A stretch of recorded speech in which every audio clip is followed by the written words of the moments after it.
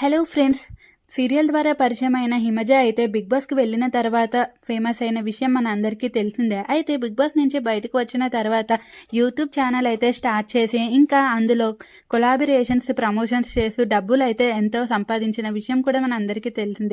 అయితే హిమజను చూసిన వాళ్ళైతే ఈమెకి ఎక్కడి నుంచి ఇంత డబ్బు వస్తుంది, ఇన్ని కార్లు కొంటుంది, ఇన్ని ఇల్లులు కడుతుంది, అసలు ఏ మూవీస్లో కూడా కనిపించట్లేదు ఎక్కువ, అలాగే యూట్యూబ్లో కూడా అంత యాక్టివ్గా ఉండట్లేదు కదా, ఎక్కడి నుంచే సంపాదిస్తుందని ఈమెపై ఎన్నో రూమర్స్ అయితే ఉన్న సంగతి కూడా మన అందరికీ తెలిసిందే.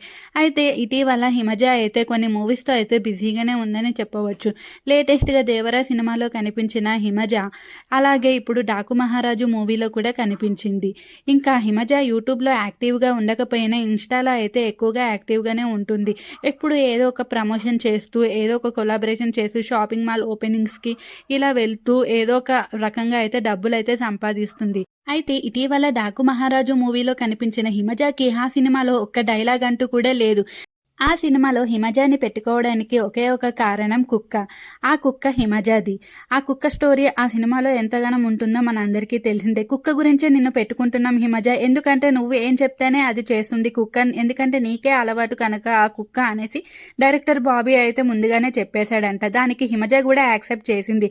అయితే ఆ కుక్క ఒక రోజుకే 5 లక్షలు తీసుకుందంటూ, అలాగే హిమజాకి కూడా కేర్ తీసుకున్నందుకు రోజుకే 5 లక్షలు ఇచ్చారంటూ నెటిజన్లు అయితే కోడే కూస్తున్నారు. ఏదేమైనప్పటికీ కుక్క ద్వారా హిమజ అయితే ఆ సినిమాలో అవకాశం దక్కించుకుందనే చెప్పవచ్చు. అయితే ఇటీవల హిమజ ఫ్యాన్స్ అయితే ఇన్స్టాగ్రామ్లో తనని డాకు మహారాజులో మీరు ఎక్కడ ఒక్క డైలాగ్ కూడా చెప్పలేదు ఏంటి అక్క అని అడగగా హిమజ అయితే తన స్టోరీలో అయితే చెప్పింది, నా రియోగాడి గురించే నేను ఆ సినిమాలో ఉన్నాను, రియోగాడు నేను లేకపోతే ఉండలేడు కదా అనేసి హిమజ అయితే